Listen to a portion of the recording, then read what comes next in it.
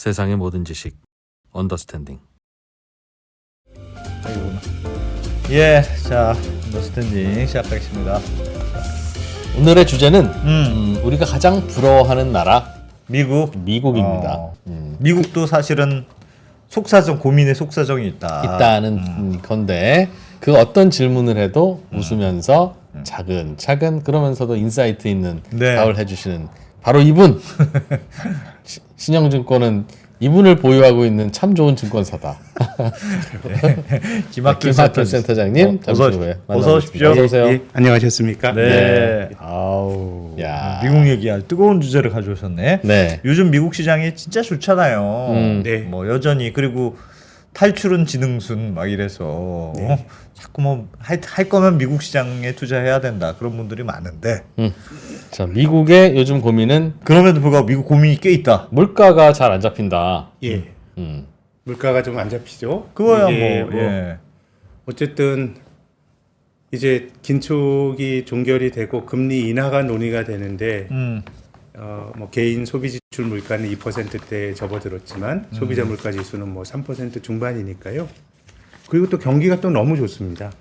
작년에 2.5% GDP가 성장했는데 올해 성장률 전망치는 2.4%입니다. 그럼 이게 뭐 도대체 이게 어떻게 된 건데 재작년과 작년에 그렇게 금리를 공격적으로 올리고 금리 인상의 목적은 뭐 금리 올려서 경기를 망치고 싶은 중앙은행은 없지만 좀 경제가 좀 적당히 좀 둔화되라.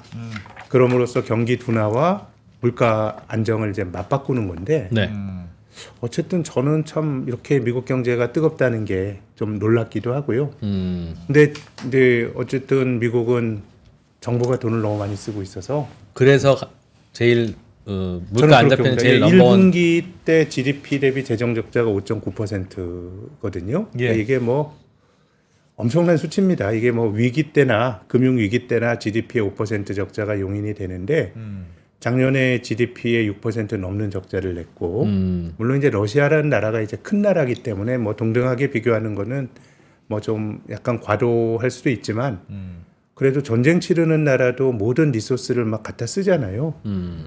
지금 우크라이나랑 전쟁하는 러시아의 GDP 대비 재정 적자가 작년에 4%인데 미국이 6% 넘고 올해도 6% 가까이 쓴다는 거는 좀 이제 과하게 쓰는 거라고 생각이 되고요. 그래서 지금 어쨌든 미국이 과하게 재정 지출을 늘리는 거는 연준의 통화 정책을 거의 반대편에서 정확히 상쇄하면서 경기가 안 꺾이고 인플레가 지속이 된다는 측면이 있고 또 한편으로는 뭐 금융 시장에서는 아주 심각하게 고민하는 것 같지는 않습니다. 그러면 나스닥이 오늘 새벽에 또 사상 최고치를 치고 하는데 이건 뭐 도대체 어디까지 정부가 돈을 쓸 수 있는 거야? 뭐 이런 걱정도 있는 것 같고 뭐 그런 것 같네요. 약간 그러니까 미국이 중앙은행은 매우 높은 긴축적인 금리를 쓰고 있는데 네. 미국 정부는 돈을 계속 풀고 있는 거잖아요. 네, 그러니까 네. 그게 재정 적자라는 형태로 나타나는 건데 네. 그럼 어떻게 보면 굳이 좋게 해석하자면 네. 묘한 균형이 있는 거 생긴 거 아닙니까? 그러니까 사실은 네, 그렇죠. 기준금리를 높게 하면 다 어렵고 야 이 금리로 우리가 어떻게 사니 예. 해야 되는데 또 한쪽에서는 돈을 많이 풀고 네. 한쪽에서는 높은 금리가 묘한 균형점을 만들어져서 네. 그래서 하여튼 근데 이제 좋다. 거기가 완전히 되려면 이제 인플레가 잡혀야 됩니다. 인플레이션이 이게 물가 왜 잡으려고 금리 올려놓고 네. 밑에서 다시 재정을 풀면 그건 문 닫고 에어컨 킨 다음에 보일러 돌리는 거랑 뭐가 다르냐고요. 그래서 괜찮네. 근데 경기가 사실은 좋다라는 게 나쁜 건 아니잖아요. 미국 경제가 예, 뜨거운 게. 예. 근데 이제 이게 왜 문제가 되냐면 어쨌든 연준이 긴축을 하고 물가가 꽤 많이 내려왔지만 경기는 지금 뭐 랜딩이 없잖아요. 뭐 로우 랜딩이라고 해도 되죠.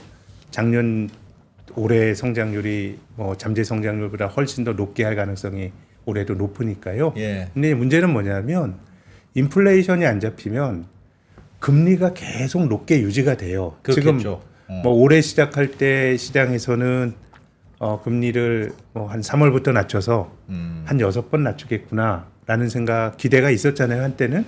근데 지금은 빨라야 9월, 뭐 한 11월 뭐 이런 생각을 하는데 예. 문제는 뭐냐면 이제 금리가 높게 유지가 되면 경제가 괜찮더라도 누군가 그 경제에서 취약한 특히 부채를 가지고 있는 경제 주체가 누군가는 좀 압박을 받을 수가 있는 거예요. 그렇게. 지금 이제 예. 미국의 예. 뭐 상업용 부동산이나 어. 또 지방은행들은 뭐 몇 개가 좀 이제 넘어가기도 했잖아요. 또 저는 은행 시스템이 부하가 많이 걸린다고 생각합니다. 은행이 기본적으로 단기로 차입해서 장기로 빌려주는 비즈니스를 하는데 예.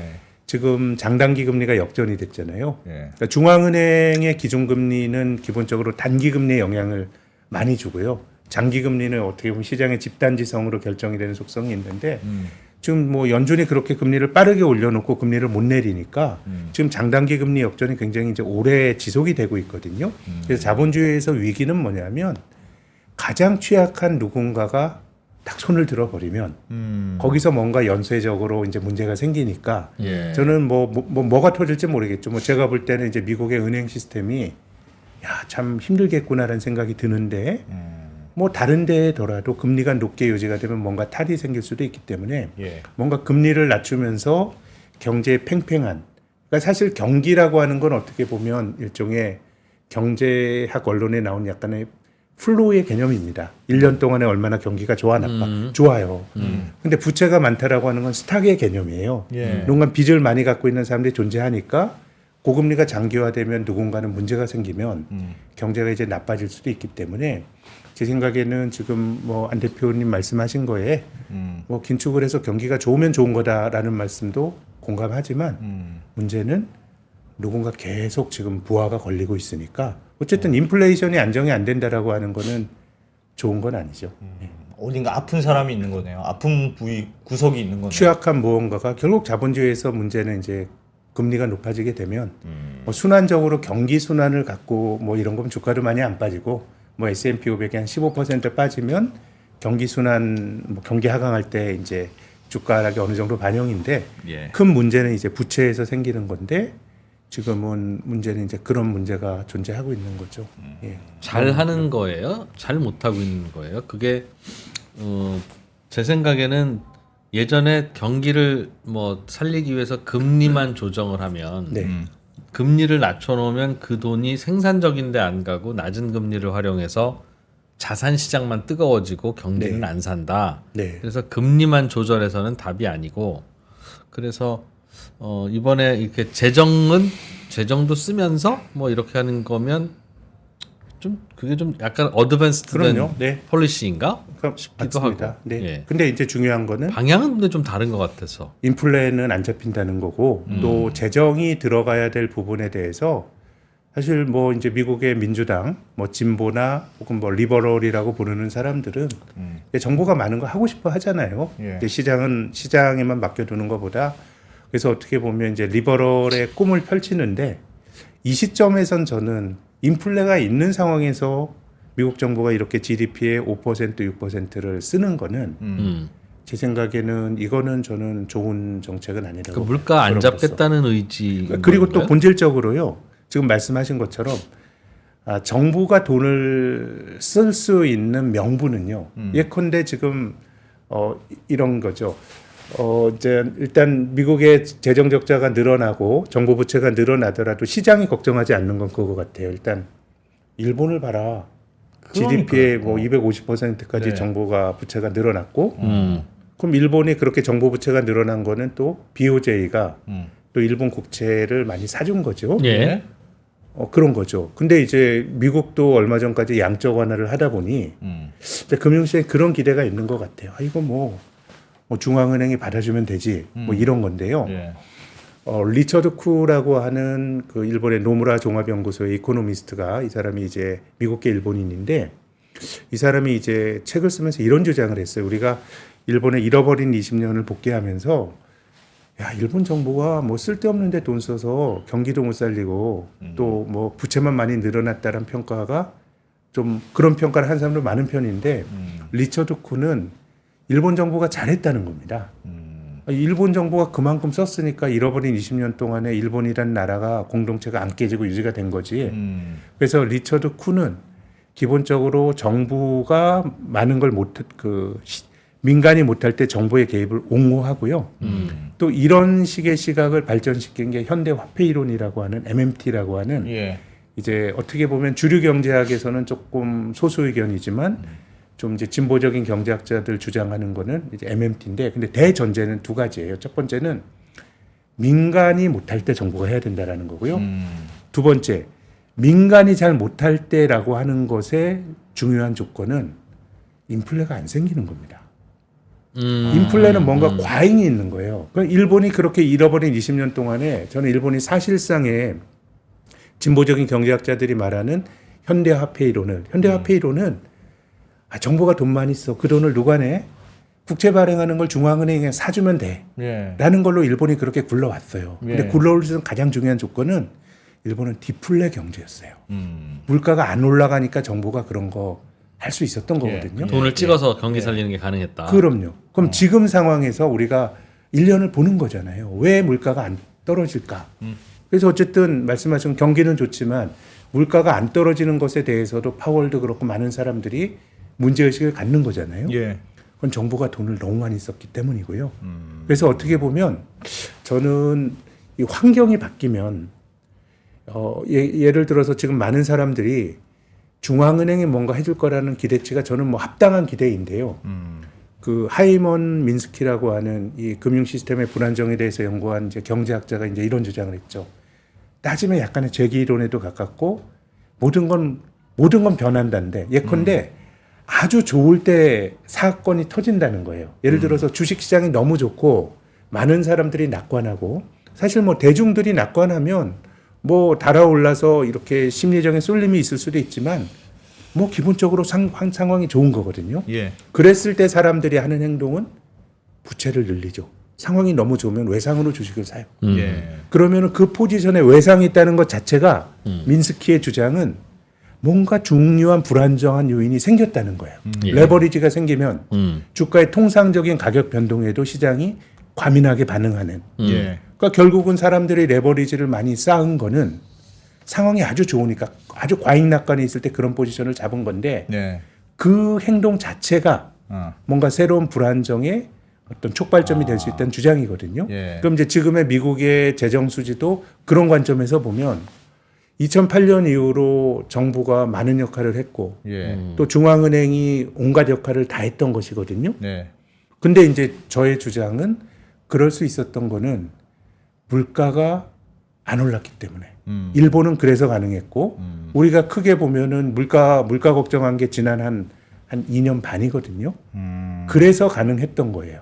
근데 지금은 정부가 돈을 쓰고 중앙은행이 뭐 국채를 사주고 뭐 이런 식의 논리 구조는 저는 충분히 할 수 있는 얘기지만 그런 행동 자체가 정부가 돈 쓰고 중앙은행의 양적 완화를 가능하게 했던 낮은 물가라고 하는 조건을 가장 해치는 게 지금 정부가 돈을 쓰는 거거든요. 예. 그렇게 본다 그러면 지금 환경이 모든 게 검증된 건 아닌 것 같아요. 중앙은행이 뭐 양적 완화로 저는 뭐 어떤 탈이 날 거다 이건 알 수가 없죠. 다만 이제 우리가 금융시장을 바라볼 때 여러 가지 가능성들을 본다 그러면 지금은 뭔가 물가가 안 꺾이고 또 정부의 부채가 늘어나는 것도 예. 부채가 늘어날 것을 그 정당화시키는 논리들이 어떻게 보면 저물가 하에서 되는 건데 정부의 행동 자체가 그런 가장 중요한 전제 조건을 건드리는 거니까 이게 어떻게 될지는 우리가 한번 좀 관심 있게 볼 필요가 있고요. 예. 그리고 또 역사적으로 보면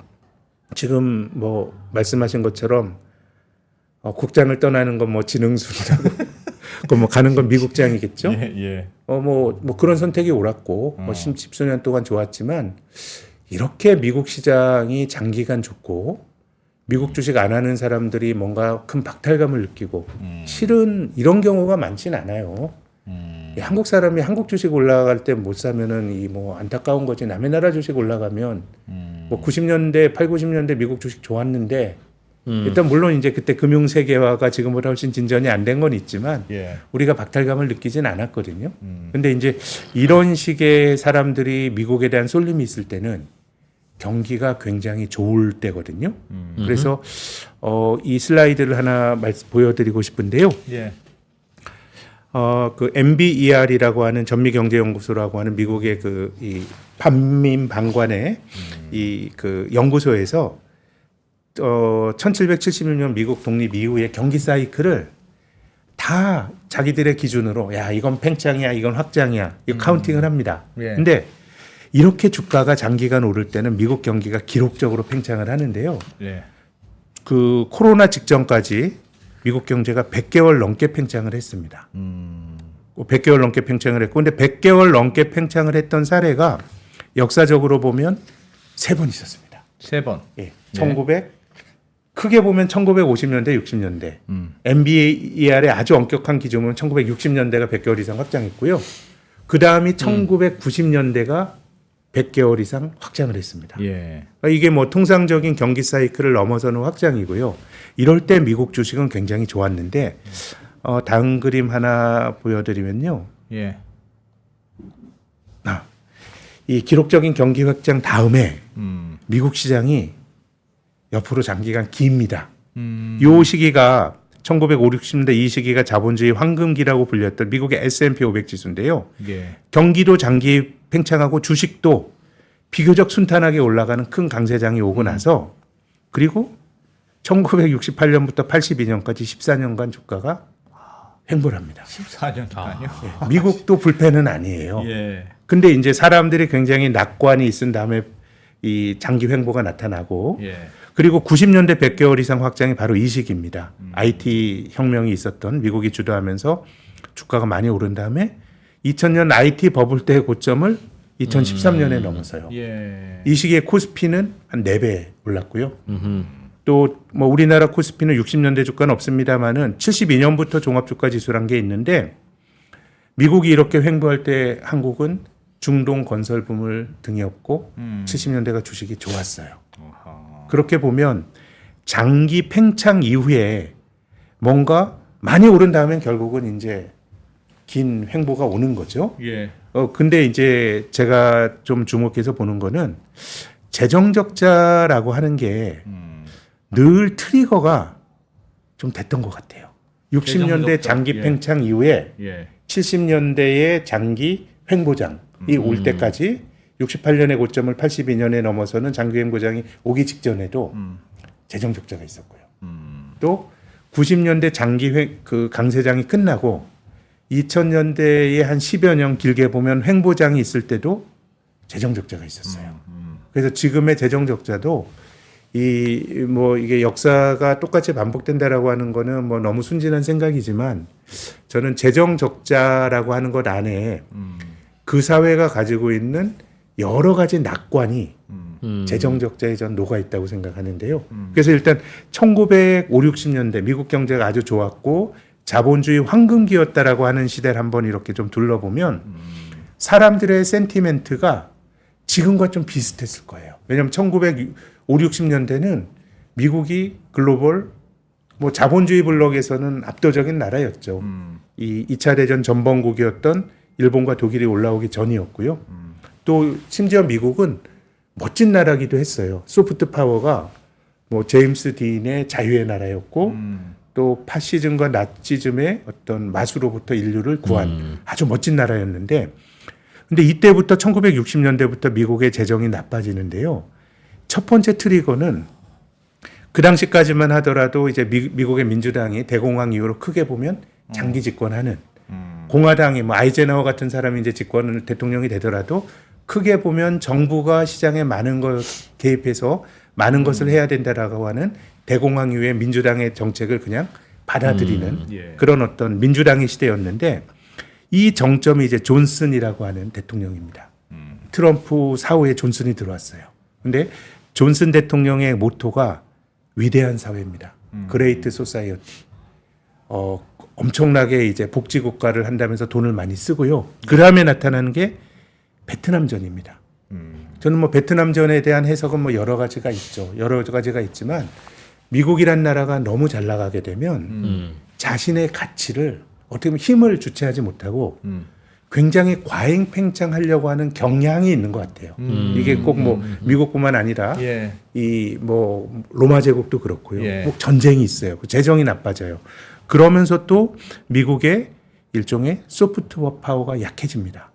60년대 후반에 이제 베트남에서의 양민 학살 이런 것들이 알려지죠. 그래서 뉴욕 타임즈 같은 데서 워싱턴 포스트인가요? 워싱턴 포스트에서 보도를 하고 그러면서 양키 고홈 이런 얘기가 이제 막 나오기 시작하면서 예. 결국은 저는 뭐 민주당이건 뭐건 과잉 재정을 써가지고 나라를 망치고 싶은 사람이 없어요. 근데 많이 부채를 진다고 하는 거는 기본적으로 자신감이 있을 때 쓰는 거예요. 우리 기업들도 그렇잖아요. 잘 나갈 때 레버리지를 높이다가 어려움을 겪잖아요. 그래서 공교롭게도 보면 과한 재정에 대한 어떤 지출과 또 전쟁 이런 것들이 재정 적자로 귀결이 되는 경우가 있었고요. 또 1990년대가 역시 60년대 이후로 경기가 100개월 이상 팽창했던 두 번째 케이스입니다. 이때도 미국이란 나라는 뭐 넘버원이었죠. 소련이 붕괴가 되고 하면서 뭐 넘버원이었죠. 또 중국이 뜨기도 전이었고요. 근데 이때도 재정 적자가 만들어집니다. 근데 60년대 재정 적자는 미국의 진보주의자들이 만들었어요. 그레이트 소사이어티 한다면 재정 지출을 늘렸고요. 이때는 아들 부시가 감세를 해줍니다. 감세에 의한 재정 적자. 이건 이제 보수주의자가 만든 거예요. 근데 저는 뒤에서 말씀드리겠지만 역사적으로 보면 보수주의자들의 감세가 재정을 더 나쁘게 만들었는데 이건 뒤에서 설명을 드리고 여기도 또 전쟁이 있었어요. 아프가니스탄과 이라크 전쟁이 있었습니다. 저는 이 아프가니스탄과 이라크 전쟁이 미국이 9.11 테러라고 하는 공격을 받은 데 따른 뭐 자위책이기도 하지만 이라크를 미군이 공격할 때는 대량 살상 무기가 있다고 주장을 했죠. 부시가. 근데 없었잖아요. 이게 과잉 팽창이에요. 자기 가치를 힘을 주체하지 못하는 과잉 팽창이고요. 또 이때도 아들 부시 대통령 때 미국의 소프트 파워는 약해지죠. 미국의 이라크 침공을 지지했던 건 영국밖에 없었어요. 뭐 우리나라가 물론 노무현 정권에서 파병하긴 했지만 반전 시위가 막 벌어졌어요. 유사하잖아요. 지금도 뭐 우리가 국장 탈출은 지능순이라고 할 정도로 이 미국이란 나라 자체가 작년과 올해는 경기가 너무 뜨겁고 그리고 주식시장도 너무 성과가 좋고 그리고 이때가 이제 재정 적자가 뭐 인플레이션 굉장히 유사한 모습이고 지금 또 바이든 행정부가 군비 지출이 좀 늘어나고 있잖아요. 두 개의 전쟁이 사실상 개입하고 있고요. 저는 그리고 소프트 파워도 만약에 이번에 트럼프 대통령이 더 된다 그러면 당선이 된다 그러면 뭐 상당히 조금 뭐 미국 내에서도 좀 수용이 하기 힘든 캐릭터고 다른 나라 마찬가지인데 근데 저는 경제 정책으로 따지면 바이든이 훨씬 더 거칠다고 봅니다. 왜요? 트럼프는 예컨대 관세를 물리잖아요. 그러니까 니네 만들어 우리한테 팔아. 그 대신 세금 많이 물릴 게잖아요. 근데 지금은 아예 교육을 못하게 하잖아요. 즉 반도체 그냥 우리 하지 말자. 또 공장은 여기 와서 지어 하니까 실은 굉장히 아주 압박하는 정책이에요. 그렇게 보면 저는 이런 것들이 굉장히 뭔가 그 공동체가 너무 자신감에 차 있을 때가 국가 전체적으로는 정부의 레버리지가 늘어나고 대외적으로는 전쟁을 벌이고 지금이 좀 비슷한 저는 그런 기시감을 느끼는데요. 그래서 저는 앞서 말씀드린 것처럼 역사가 똑같이 반복되는 건 아니기 때문에 이걸 뭐 단정적으로 뭐 어떻게 되겠다 이런 뭐 확신은 저도 없지만 우리가 투자할 때는 늘 많이 오른 자산일수록 엄격해야 된다고 봐요. 모두가 좋아할 때가 실은 가장 위험한 거고 또 하이먼 민스키가 주장했던 것처럼 많은 낙관이란 것 자체가 우리가 뭐 그걸 계측할 수는 없지만 낙관이 강할 때 사람들이 바보가 아닌 이상 그런 집단적 열광이 있을 때는 특정하게 무리 있는 포지션을 잡는 거고 그러니까 그런 것들이 우리가 얼마 전까지만 하더라도 저금리가 상당히 오래 갈 걸로 알았고 오히려 중앙은행들은 인플레를 만드는 정책들을 막 썼잖아요. 고학경제 그러면서 지금 이제 한 2년 동안 중앙이 금리가 올린 상황이고 그래서 한편으로 이제 시장 참여자들은 에이 뭐 중앙은행이 맡겨주겠지, 뭐 해결해주겠지라는 기대감이 있지만은 뭐 저의 주장은 이것이 인플레이션 상황 하에서 그것이 동일한 기대인가라는 생각을 좀 질문 있습니다, 센터장님. 이게 말씀하셨던 대로 재정 적자와 인플레이션이 계속 똑같은, 그러니까 사실은 같은 조건이라서 얘기 들으면 들을수록 약간 불안한 생각이 드는데, 그러니까 처음에도 그런 질문 드렸습니다만 예전에도 그러니까 재정 적자와 인플레이션이 있는데 그래서 지금 고금리가 계속 유지되고 있는 거 아닐까? 그러니까 예를 들면 네. 인플레이션과 재정 적자가 과잉의 네. 그런 증거나 증표처럼 될 수도 있으나 네. 더 과잉이 될 상황을 지금의 고금리가 네. 다소 좀 눌러주고 있는 상황으로 볼 수는 없을까? 그렇죠. 예, 저는 그렇다고 봅니다. 그러니까 예전에 예. 재정 적자와 인플레이션 때의 금리 상황은 어땠는지. 그러니까 뭐 이게 그렇게- 고금리임에도 불구하고 네. 재정 적자 인플레이션이 묶이면 네. 야, 이거는 정말 예. 다른 변수를 압도할 만큼 훨씬 더 과잉이 나타나는 것 같다. 한번 복기를 한번 해볼까요? 네. 60년대 재정 적자 이후로는 이제 70년대 오일 쇼크랑 겹치면서 네. 상당히 이제 높은 금리가 음. 이제 유지가 됐었습니다. 그렇지만 이제 70년대는 심각한 금융 위기나 예. 이런 것들은 없었던 것 같고요. 2000년대 초반에는 인플레이션은 생겼습니다. 그래서 이제 연준이 2001년부터 2004년까지 금리를 2004년부터 2006년까지 금리를 1에서 5.25까지 올렸습니다. 예. 기존 금리를 지금 올린 거랑 좀 유사한 폭으로 비슷하네요. 올렸죠. 예. 근데 그 당시에 미국의 장기 금리는 많이 안 올라갔습니다. 음. 그때는 이제 뭐 글로벌 달러 리사이클링이란 걸로 표현이 되는데 미국에서 경상수지 흑자를 많이 받던 중국 같은 나라가 그 돈으로 미국 국채를 샀죠.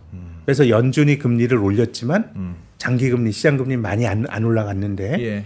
근데 70년대는 금융위기는 없었지만 그 직후에 2008년 금융위기가 생겼어요. 이것도 저는 미국의 통화정책과 무관하지 않아요.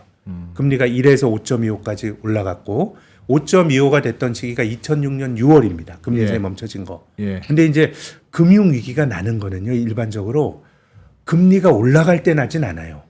왜냐하면 중앙은행이 뭐 누가 경기를 어쨌든 망치고 잡고 있으니까. 싶겠어요. 금리 올리는 거는 버틸 수 있으니까 금리를 올리는 거예요. 예. 근데 이제 금융위기가 날 때 위험한 건 뭐냐면 금리가 높아지고 나서 그 다음에 금리가 낮아지기 전까지 시기가 고금리가 유지가 되면 누군가는 지금 한국의 부동산 PFO에 이제 포지션을 잡고 있는 분들도 야 버티자. 금리 내릴 때까지 일단 버티자라는 생각 가지신 분들 많으실 거거든요. 그렇겠죠. 그래서 2008년도 크라이시스도 연준의 금리 인상이 멈춰진 건 2006년 6월인데 금융시장에서 서브프라임이라고 하는 게 프라이싱이 된 건 2007년 8월이에요. 예.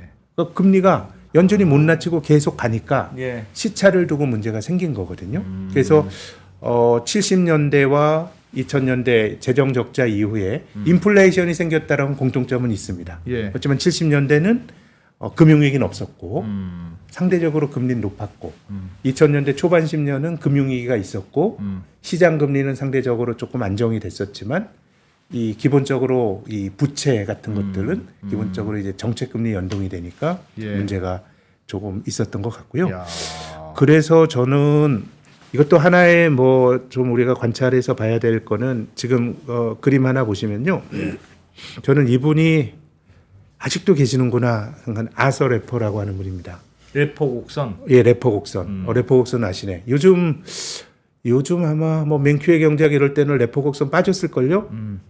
그래요? 예, 80년대, 90년대 경제학 원론은 래퍼 곡선이 들어오죠. 이 아서 래퍼라는 분이 일단 최근에 뭐 많이 거론이 되는 거는 이것이 뭐 얼마나 신빙성이 있는지 모르겠지만 어쨌든 언론에서 하는 거는 만약 트럼프가 당선이 되면 이 파월 의장 차기 연준 의장으로 아서 래퍼를 이 고려하고 있다 이런 얘기를 나오면서 저는 이 40년 만에 이분의 얘기를 들었어요. 근데 이 래퍼 곡선이란 게 지금 말씀하신 이건데요. 기본적으로 이 아서 래퍼 교수가 80년대 초에 주장했던 건 뭐냐면 세금을 깎아주면 세입이 늘어난다는 거예요. 그러니까 70년대까지 이제 민주당이 장기 집권하고 정부의 개입을 정당화하는 케인즈 경제학이 자본주의의 주류 모델이던 시절에는 예. 정부가 개입을 많이 해야 되니까 세금을 많이 걷죠. 그래서 미국의 최고소득세율이 90%가 넘는 때도 있었고. 그러니까 래퍼 교수의 합당한 주장은 이게 세율이 너무 높으니까 사람들이 열심히 일을 안 하고 의욕이 떨어지니까 성장도 못 하고 그래서 적당히 세금을 깎아주면 사람들이 열심히 일하면서 산출이 늘어날 거야라고 하는 게 래퍼 교수의 주장인데 걷는 썸은 더 늘어날 거야. 그런 거예요. 근데 이제 중요한 거는 이게 바로 늘어나진 않잖아요. 예. 결국 시간을 두고 뭐 이런 것들이 반영이 될 텐데 저는 그 래퍼 교수의 주장처럼 혹은 트럼프의 주장처럼 경제적으로 보수적인 철학을 가진 사람들이 예. 정부가 너무 많이 개입하면 안 돼. 이거 정부가 할 거를 민간으로 돌려야 된다라고 하는 철학은 할 수 있는 주장이라고 봐요. 오래된 뭐 주장인데 예. 근데 저는 세금 깎아주고 재정이 개선된다는 말은 저는 거짓말이라고 봐요. 세금 깎아주고 재정이 개선된다라는 거는요. 예. 이 그림 한번 보실까요? 레이건 때 감세를 합니다. 네. 대폭 감세를 합니다. 근데 재정 적자가 늘어나요. 2001년도에 예. 또 감세를. 아들 부시가 감세를 합니다. 네. 재정 적자가 늘어나요. 클린턴 때 그 재정 균형 같은 게 늘어나고요. 예. 트럼프 감세하고 이건 뭐 2020년에 이때야 뭐 코로나 때문이라고 하더라도 적자가 늘어나요. 이게 왜 그러냐 하면 경제적 보수주의자들이 감세를 해준다는 건 그들의 철학에 맞는 주장인데요. 네. 지출을 못 줄여요. 정부가. 아. 이 다음 그림 한번 보실까요? 이 레이건 대통령이 이 어떻게 보면 이 뭐 좀 뭐 비판적으로 보는 사람들은 예. 신자유주의, 한편으로는 이제 보수주의 경제학, 이 시장에 맡기는 게 답이야라고 하는 시대를 열었던 사람이잖아요. 네. 그래서 레이건 대통령이 81년도에 취임하면서 이런 얘기를 했어요. 야, 미국에 많은 문제가 있는데 정부의 존재 자체가 문제야라는 주장을 했어요. 극단적인 작은 정부고요. 예. 그래서 래퍼 교수의 주장처럼 감세를 하는 거는 보수주의가 할 수 있어요. 예. 근데 이 재정을 생각한다 그러면 지출을 줄여야 돼요. 근데 아, 지출이 줄인 지출이 대통령이 없군요. 56%가 늘었어요. 예. 그리고 아들 부시 22% 늘었어요. 이게 물론 명목값이지만 물가 상승률 감안해도 엄청 늘었어요. 또 코로나가 있어서 트럼프 때 지출이 많이 늘어났지만 트럼프 코로나가 있었던 2020년 제외하고 보더라도 지출이 늘었어요. 기본적으로 이 그 정치가가 지출을 줄이는 거는 말처럼 쉬운 일이 아니에요. 그렇기 때문에 저는 어차피 지금 바이든이 막 돈을 쓰는 것도 예. 제 입장에서는 경제적인 진보주의로 할 수 있는 정책이라고 생각하지만 예. 경제 균형이란 관점에서는 지금 인플레이션이 있는 상황에서 좋지 않다고 생각을 해요. 근데 그 못지않게 역사적으로 보면 감세라고 하는 게 재정을 즉각적으로 나빠지게 만들었기 때문에 아. 지금 트럼프가 소득세 뭐 지금 인하해주고 일몰한 걸 연장한다는 얘기를 하고 예. 지금 법인세도 감세를 해준다는 거잖아요. 그래서 뭐 할지 안 할지 모르겠지만 오히려 저는 재정에 미치는 영향은 감세가 더 직접적일 것 같고요. 그리고 또 이 시기들에 재정 지출을 줄이지 못했던 이 시기들의 공통점은 예. 경직적인 지출이 많아졌어요. 이게 바로 국방비 지출이에요. 80년대 레이건 행정부 때 이 그 동서 냉전이 아주 막바지였잖아요. 예. 그래서 소련과의 군비 경쟁을 하면서 뭐 우주에서 소련의 뭐 미사일을 요격한다라고 하는 뭐 SDI 이런 거 하면서 돈 많이 썼고요. 예.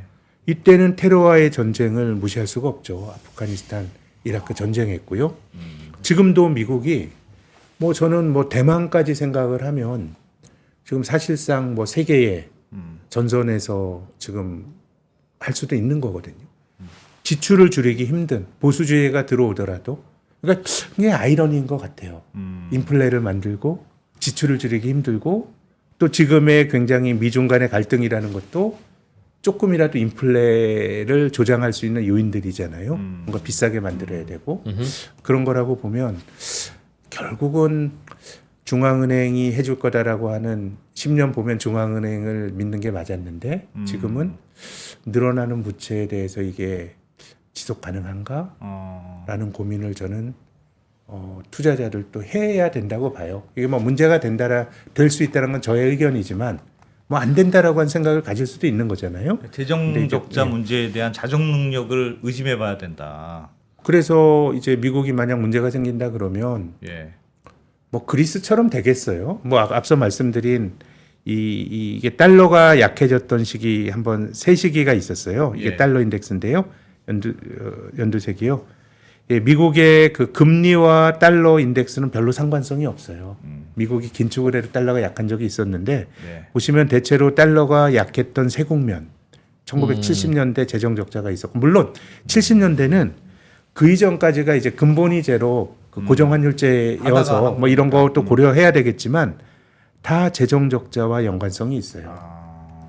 그래서 지금 뭐 달러도 굉장히 강하잖아요. 예. 그래서 저는 한쪽으로 운동이 과하게 되면 사람들은 그 반대 의견을 말하는데 굉장히 조심스러워지고 뭐 이제 그 시세 자체에 동조가 돼야 되게 되는데 네.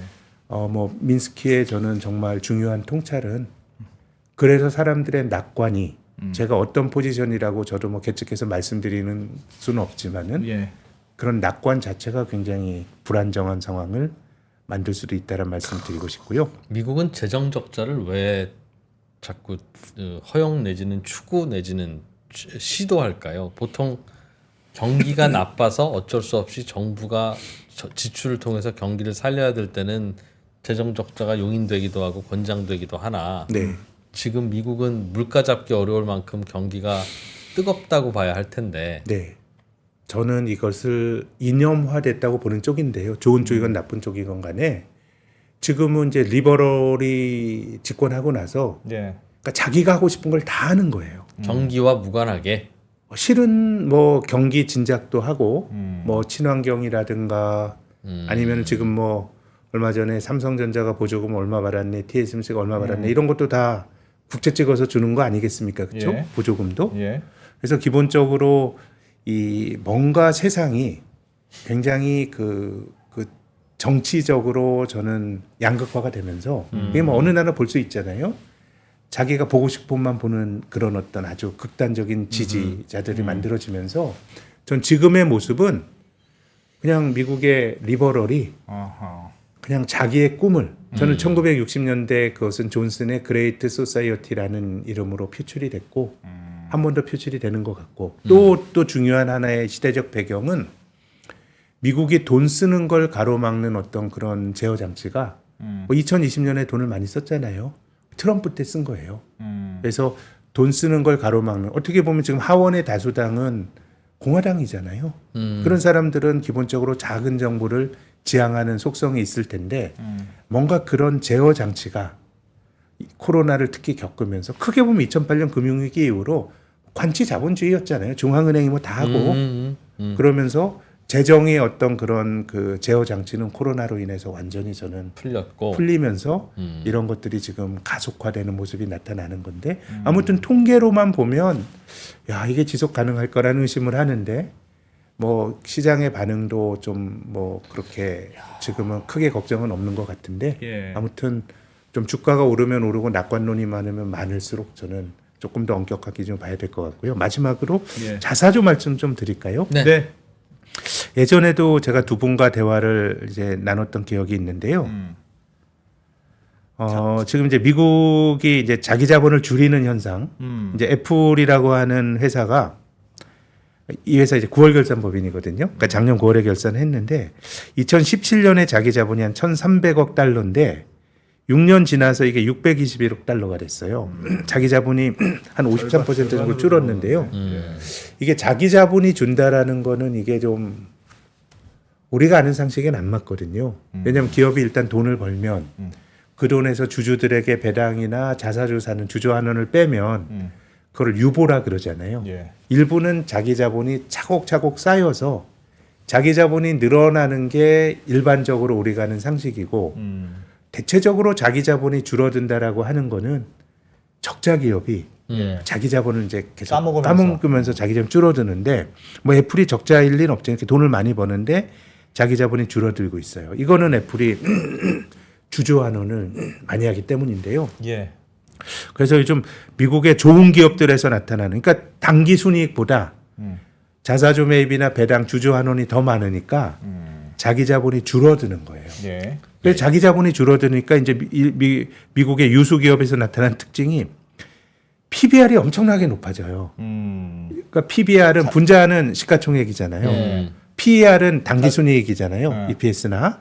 근데 이쪽은 자기 자본인데 자기 자본이 줄어드니까 분모가 너무 작아서 PBR이 이렇게 높아지는데 아. 이제 그러다 보니까 이제 애플의 자기 자본 이익률이 171%라고 하는 이게 뭐 엽기적인 숫자가 나오는 거예요. 근데 이런 숫자가 나올 수 있는 거는 우리가 아는 직관적인 상식은 ROE라고 하는 자기 자본 이익률은 분자는 당기순이익이고요. 예. 분모는 자기 자본인데 어.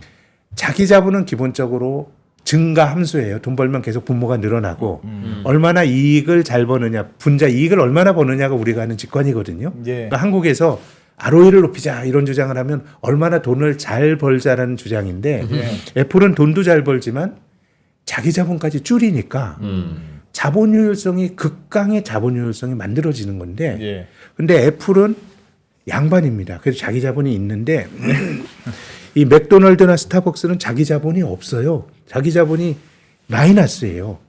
이게 지금 마이너스예요. 예. 그러니까 애플은 그동안 벌어놓은 유보해 놓은 쌓아놓은 자기 자본에서 그해 벌어들이는 당기 순이익보다 주주환원을 더 많이 하니까 예. 자기 자본이 줄어들었는데 얘네들은 이제 맥도날드나 스타벅스는 그 단계를 넘어서 그냥 빚을 내서 주주환원을 하는 거예요, 부채를. 근데 이제 이런 기업들은 좋아서 그래요, 비즈니스 모델이. 기업이 자기 자본이라고 하는 거는 예비적 동기로 돈을 쌓아두는 거거든요. 예. 근데 삼성전자는 주기적으로 설비 투자를 해야 되잖아요. 그럼 투자해야 될 거 쌓아두고 또 무슨 일이 벌어질지 모르니까 쌓아두는데 맥도날드나 스타벅스나 이런 기업들은 기본적으로 대규모 투자가 필요하지 않고요. 또 캐시플로우가 너무 좋아요. 돈이 계속해서 들어오니까 어떻게 보면 아주 발전된 예비적 형태로 돈을 나를 필요가 없이 주주에게 다 돌려주고 예. 물론 이제 필요하면 미국은 뭐 증자라든가 이런 문화들이 있는 거지만은 그래서 이런 기업들은 회계적으로 보면 자산보다 부채가 많은 완전 자본 잠식이라고 하는 한국에서는 부실 기업들에나 이런 일들이 벌어져요. 그래서 주주환원을 많이 했는데 이게 미국의 S&P 500 중에서 19개가 이렇게 지금 자기 자본이 없는 우리가 자본주의를 사는데 자본이 없어. 야. 그러니까 참 이상한 자본주의인데 진짜 희한하네. 극강의 자본 효율성을 만든 거고 주주환원을 한 거고요. 근데 이제 저는 이런 기업들이 그 부채까지 내서 자기 그 자사주 매입을 하는 거는 저게 많아야 돼요. 금리가 낮아야 돼요. 초저금리일 때는 이들의 이런 재무 정책이 나름 합리적이에요. 우리가 주식이 있다 그러면 그게 기업 입장 공짜가 아니거든요. 예. 자기 자본 비용이 들어가요. 주주에게 배당도 해줘야 되고. 예컨대 배당 수익률이 3%인 회사다.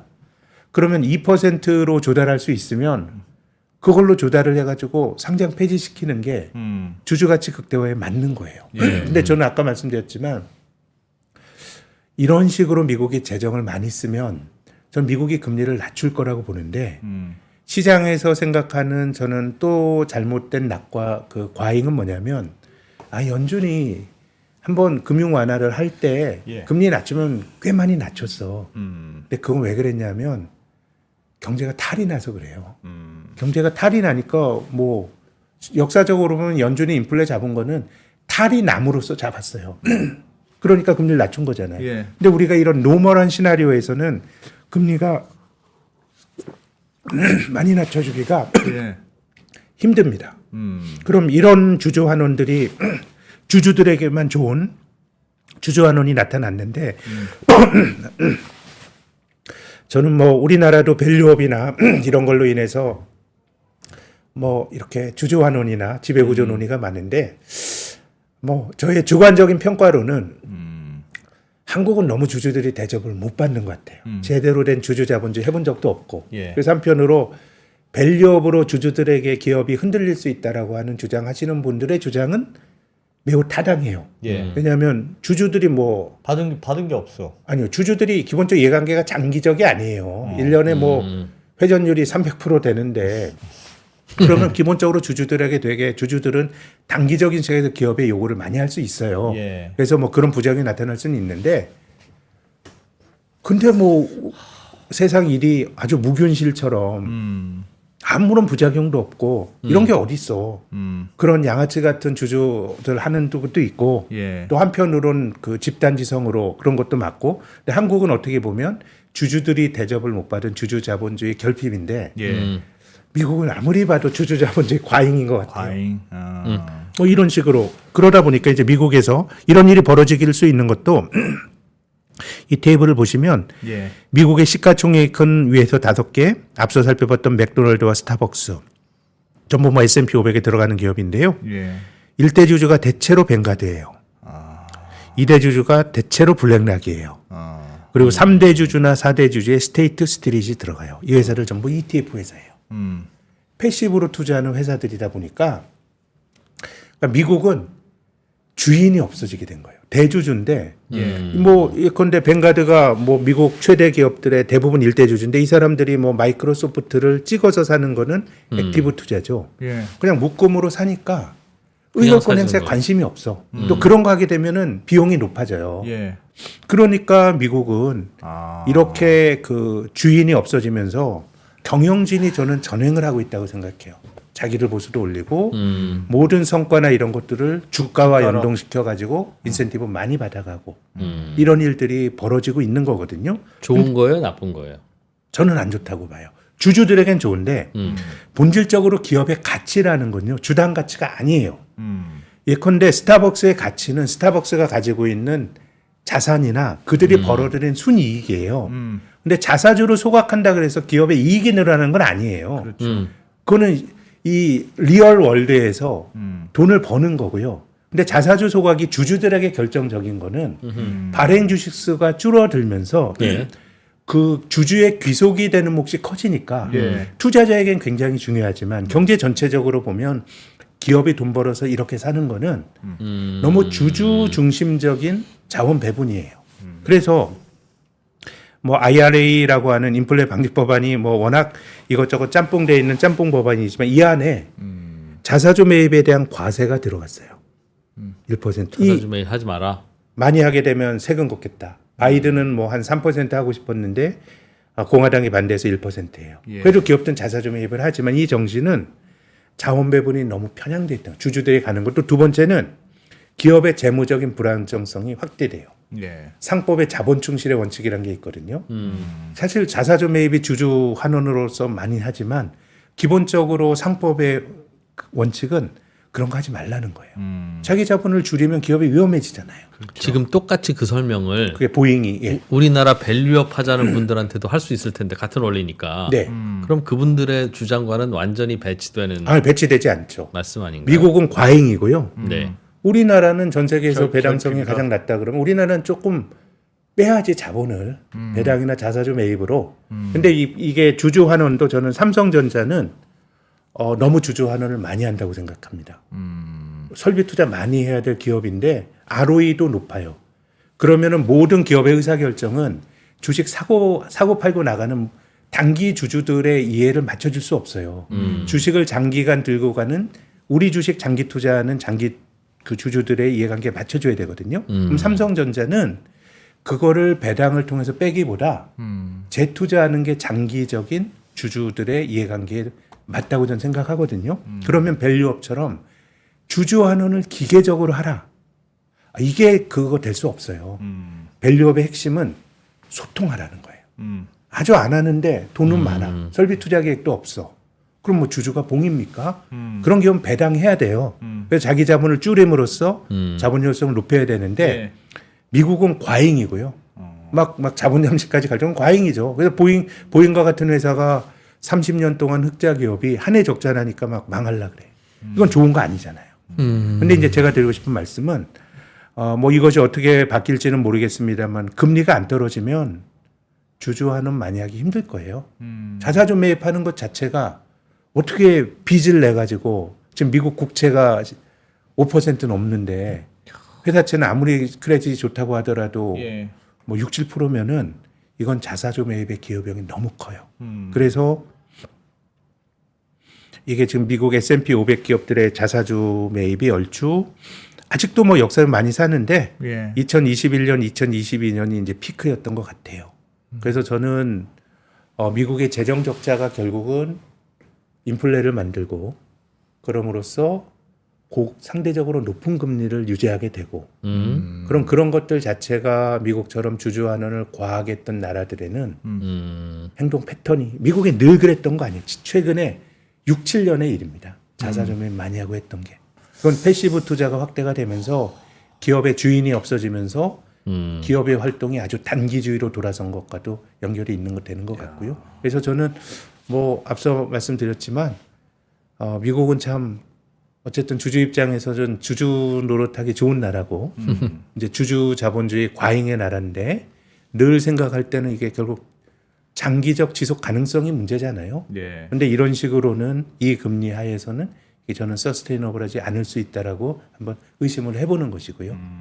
그 한국의 경우는 저는 뭐 아니죠. 조금 더 많이 해야죠. 예. 주주 자본주의 결핍의 나라였다고 봅니다. 약간 전반적으로 하여튼 재정 적자라든가 이런 과잉의 문제 때문에 약간 불안하게 보시는 건데 뭐 저는 한번 엄격하게 뭐 한번 같이 뭐 고민의 화두를 어디가 가장 약한 골일까요? 어디서부터 좀 문제가 날 수? 우리가 이게 제일 좋은 건 네. 불안한데 그럼 와 이걸 보면 이게 진짜 다가왔구나라고 결국 뭐 미국의 금리겠죠. 미국의 금리. 않습니까? 미국의 금리 같은 게 장기 금리가 잘 안 떨어지고 그럼 이게 굉장히 저는 불안정성을 높일 수 있는 요인이라고 봅니다. 뭐 앞서 말씀드린 것처럼 결국은 이제 그 자본주의에서 큰 위기는 부채와 금리로부터 나오거든요. 예. 한없이 경제가 성장할 것 같고 한없이 금리가 낮을 것 같을 때 누군가 무리한 포지션을 잡았다가 이자율이 높아지면 문제가 되는데 미국이 금리 인상 멈춘 게 작년 7월이죠. 예. 작년 7월이죠. 근데 지금 시기가 역사적으로 보면 크레딧의 관점은 가장 위험한 시기예요. 고금리가 유지가 되는 오래 지속됐으니까 그 충격이 누적돼서 네, 그거를 낮춰주기까지의 시기가 그래서 역사적으로 보면 80년대 이후로 미국이 인플레 때문에 긴축을 했던 게 이번 포함 7번째인데요. 뭐 이번에 뭐 어떻게 될지 알 수가 없죠. 근데 직전에 역사적으로 6번 중에서 5번이 뭔가 탈이 났어요.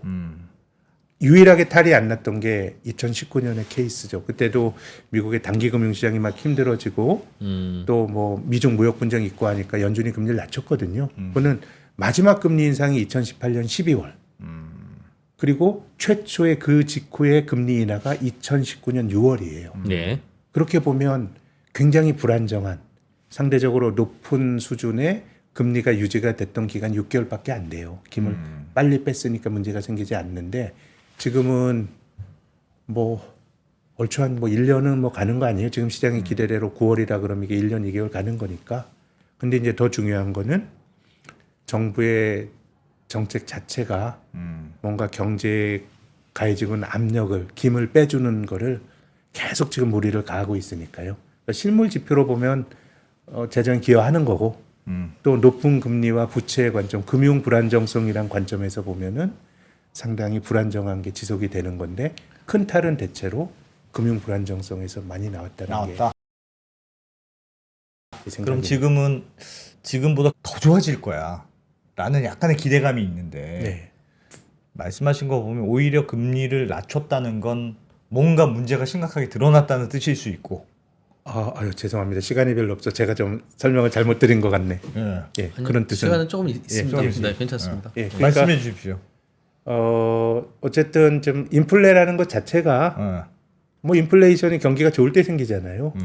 근데 이제 우리가 인플레가 해악이 있다라고 하는 건 지속 가능하지 않기 때문이에요. 그 나라 경제가 뭔가 정상적으로 가는 것보다 과열이 있으니까 이제 인플레가 가격 지수가 생기는 올라가는 거고. 거니까 네. 그 자체가 이제 과열이라는 거고 또 정부가 이렇게 막 과잉을 한다는 거는 그 당대의 어떤 시대 정신이 좀 과잉팽창이란 거고요. 과잉팽창이란 거는 경제사학자인데 찰스 킨들버그라는 사람이 이 뭐 강대국 흥망상가 네. 뭐 그 책에서 이제 주장을 하는데 뭐 킨들버그의 뭐 저희 독자적인 생각은 아니고 이 사람이 이제 역사적으로 패권국의 흥망을 받더니 힘을 주체 못하더라. 막판 오버. 그 사람의 표현은 과잉팽창이고 그러면서 빚이 늘어나고 재정 적자가 늘어나고 예. 뭐 이런 거죠. 예, 그런 일들이 나타났는데 그래서 뭐 특히나 우리가 투자하는 사람이라 그러면 미국 경제는 장기적으로 보면 뭐 그리스처럼 탈이 나겠어요. 그냥 뭐 그렇지만은 뭐 이자율이 뭐 미국 경제가 더 올라갈 수도 있고 달러가 원 달러가 그럼 1,350원이면 정당한 거야? 뭐 1,200원 가면 뭐 탈나는 건 아니잖아요. 역사적으로는 그런 식의 조정인데 예. 이제 금융이라고 하는 거는 모든 기대를 상당히 그 앞서서 반영을 하니까 길게 보면 미국의 패권이 지속이 되더라도 아이 그 10년 짧은 시기였지라고 할 수도 있지만 자산 시장의 반응은 훨씬 격할 수도 있죠. 예. 보통 우리가 부채에 대해서는 이걸 걱정해야 돼, 안 해야 돼라고 할 때 그 부채가 생산적으로 쓰이냐 아니냐를 가지고 판단을 하잖아요. 네. 부채 그 자체가 나쁘다기보다는 네. 그런 기준에서 보면 미국 정부의 늘어나는 부채가 예. 생산적으로 쓰이지는 않는다고 보시는 거고 그 증거는 정부의 그 자금 지출이라는 건 항상 민간에 비해서는 비효율적이기 마련인데 그러니 민간이 제대로 지출을 하지 못할 때나 들고 나와야 되는 호스 소방 호스지 네. 그거를 스스로 뭐 하고 싶은 게 있다고 해서 그걸 그냥 쓰는 건 부채를 잘 쓰는 거라고 볼 방법은 도무지 없다. 그렇게 해서 제가 오늘 판단할- 말씀은 딱 그런 생각은 아닌데요. 예. 근데 이제 부채를 막 늘릴 수 있었던 거는 예. 일반적으로 우리가 경제학 교과서에서 구축 효과라는 게 있잖아요. 예. 구축 효과란 건 뭐냐면 민간이 쓸 돈을 정부가 국채를 발행하거나 아니면 증세를 통해서 뺏어오면 민간이 돈을 쓰게 되는 건데 그러니까 일본이 부채가 정부가 돈을 써도 문제가 없었던 건 뭐냐면 금리가 계속 시장 금리가 떨어졌어요. 예. BOJ가 심하게 양적 완화하기 전에도 그 얘기는 구축 효과 쓴다는 발생하지 않았던 얘기죠. 한정된 경제적 자원을 정부와 민간이 서로 싸우게 되면 예. 그 돈에 갇힌 금리가 올라가는 거거든요. 근데 정부가 돈을 왕창 쓴 대로 금리가 떨어졌다는 거는 민간의 자금 수요가 전혀 없었고 그것은 개념적으로 구축 효과가 발생하지 않았다는 겁니다. 예. 근데 지금 금리가 막 높잖아요.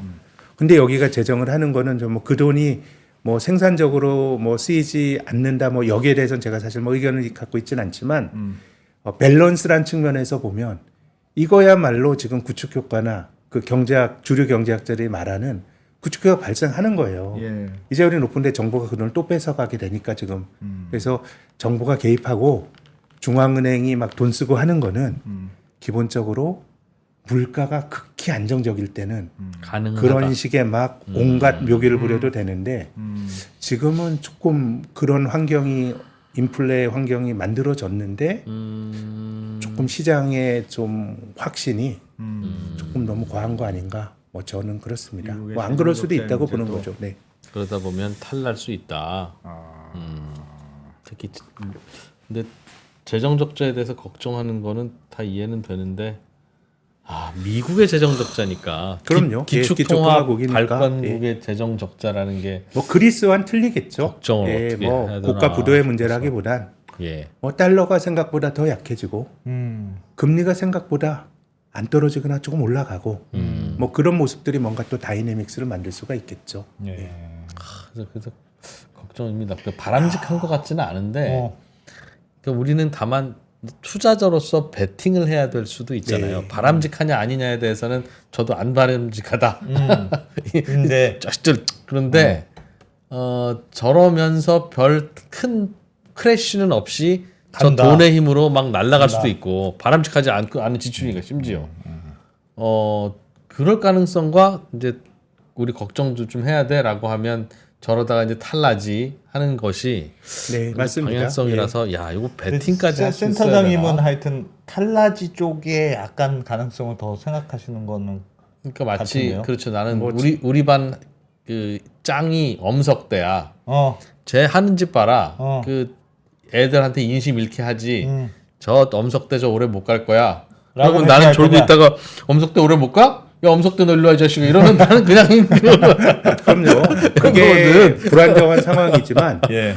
몇 년 더 갈 수도 있어요.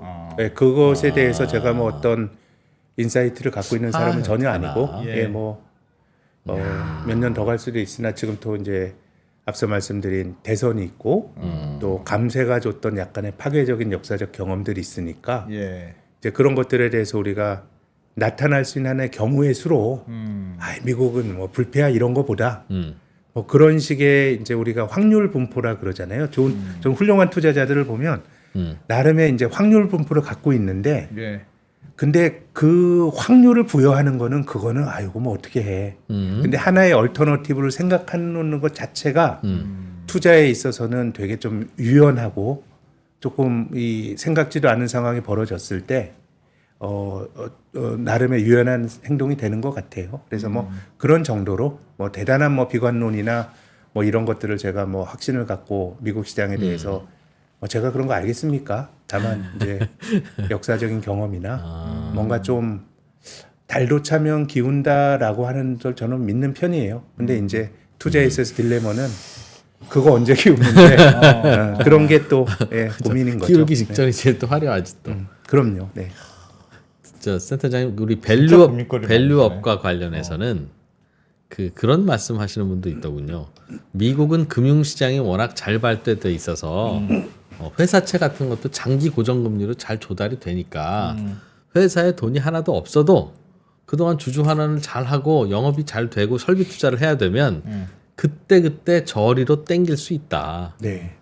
그러니까 캐시 뭐 있으면 우리가 땡기면 몇 프로로 땡길 수 있지? 4%. 근데 우리가 이 돈 들고 있으면 배당을 몇 프로 해줘야 되지? 7%.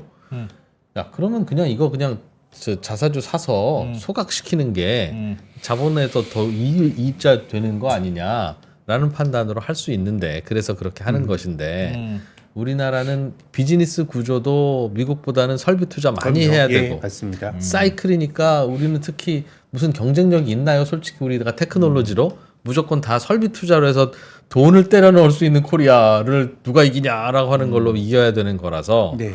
돈이 항상 자주 많이 필요한데 그럼 그 돈으로 자사주 매입하고 배당하고 있다가 필요할 때 회사채로 땡기거나 할 수 있는 게 과연 항상 가능해? 저는 뭐 미국이 바람직하지 않다고 봐요. 그리고 또 그것도 금융시장이 잘 구동할 때야 그렇죠. 미국도 그 사람들의 기대가 바뀌면 신용경색이 나타나게 되면 미국도 뭐 그런 국면들이 있잖아요. 은행도 예. 망하고. 예. 그래서 저는 한국이 본질적으로 말씀하신 공감해요.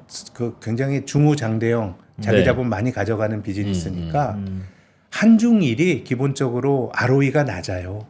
예, 그게 뭐 그런 속성이 있는 거예요. 그래서 저는 이게 극단적으로 주주환원을 많이 하라 이거 아니고요. 소통하라는 거예요. 주주에게 설명해야지.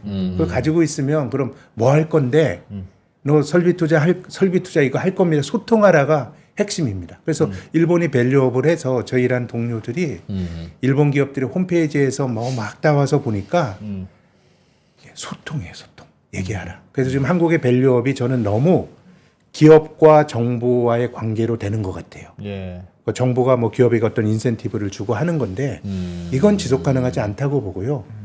기업과 주주들과의 관계로 빨리 전환이 돼야 돼요. 가장 저는 삼성전자는 오히려 배당을 적게 해도 주가가 올라갈 수 있다고 생각해요. 예. 과하게 한다고 생각하거든요. 그렇게 보면 이제 주주들이 잘 할 수 있는 그럼 주주들이 할 수 있냐? 우리가 주주권에 대해서 사람들이 인식도 덜하고 또 지배주주들이 함부로 한 것도 있잖아요. 물적 분할 같은 거 해서 막 주주들을 힘들게 했잖아요. 그래서 저는 이게 밸런스를 잡는 게 주주 환원이라기보다 핵심은 주주권이고요.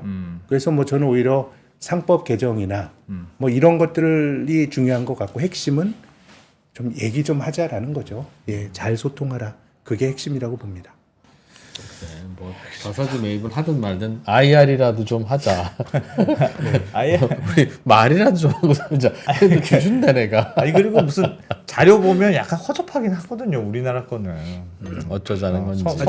성의의 부족의 문제는 또 있는 제가 건 아는 맞습니다. 어떤 회사는 굉장히 큰 기업인데 예. 약간의 이제 주주 행동주의 하는 이 사람 외국계 투자자가 이제 왔는데 일단 주총에 막 들어가는 걸 되게 꺼려하고 심지어는 통역을 안 들여보냈어요. 주주가 아니라 그래가지고 그러니까 그런 건 좀 아니죠. 예, 주주 교환주도 좀 알고 그래서 저는 좋은 주주와 기업 간의 관계를 좀 잘 만드는 게 밸류업의 핵심이고 따지면 일본이 한 10년 걸린 것 같아요. 그 관계를. 근데 일본도 뭐 주주권 과잉 때문에 또 그 부작용도 얘기가 나오는데 뭐 부작용이 있을 거라고 봐요. 뭐 사람 사는 세상에서. 근데 저는 이 주주권 결핍으로 인한 한국이 코스트가 훨씬 더 크다고 보는 거죠. 또 국민들이 주식 투자한 사람들 많아졌잖아요. 1,400만 명이 됐으니까 뭐 그들의 이해관계 또 잘 또 하는 것도 전체적으로 사회 전체적으로 보면 또 밸런스를 잡는 길이라고 봅니다. 불패 자산은 없다. 미국이라고 미국도 너무 자신하지 말자. 그리고 금리가 높은 상태에서는 미국도 자사주 매입 소각이 쉽지 않을 것이다. 계산도 안 나오고. 네. 그러면 그동안 미국의 주가를 올렸던 여러 근원적인 힘 중에 하나였던 그것이 엔진이 꺼지기 시작하면 저는 뭐, 지금도 과하다고 봐요. 지금도? 자사주 매입은 기업이 투자할 기회가 없든가 현저히 저평가됐을 때 자사주 매입의 의미가 있는데 지금 미국 기업은 뭐 주식이 사상 최고가 계속 올라가는데 자사주를 기계적으로 하잖아요. 일반적으로 자사주로 그 돈을 갖고 있으면 예컨대 예. 이자가 높다 그러면 기회비용 자사주 매입 기회비용이 생기는 거예요. 그렇죠. 예컨대 내가 이자 수익보다 주식을 비싸게 사면 자사주 매입을 해서 소각을 해도 EPS가 줄어들 수 있어요. 예. 그 돈을 가지고 내가 다른 벌어들일 수 있는 거라면, 예. 기회 수익이 없어지니까요. 그렇기 때문에 뭐 저는 이제 미국은 조금 과한 것 같습니다. 예, 과한 것 같습니다. 여러 가지 고민을 던져주네. 알겠습니다. 곰곰이 잘 생각해 볼게요. 예, 야, 큰 화두를 아주 던져주시네. 늘 고민만 던져주고 도망가는 것 같아서 죄송하긴 한데요. 방향을 정확하게 말씀하세요. 이야기는 즐겁게 했습니다. 아니 뭐 방향을 안 해요. 뭐 다 자기 처지에 맞게 네. 그런 가능성들을 염두에 두고 뭐 그치, 하는 이런 거죠. 생각도 뭐. 한번 해보면 어때라고 하는 게 어. 그런 힌트 얻으려고 그렇죠. 이 방송 보는 거죠. 뭐. 예, 그렇겠습니까? 알겠습니다. 자, 이 영상은 복습각이라는 분들 많은데 네. 다시 한번 돌려보시고. 김학균 센터장님 고맙습니다. 예, 고맙습니다. 감사합니다.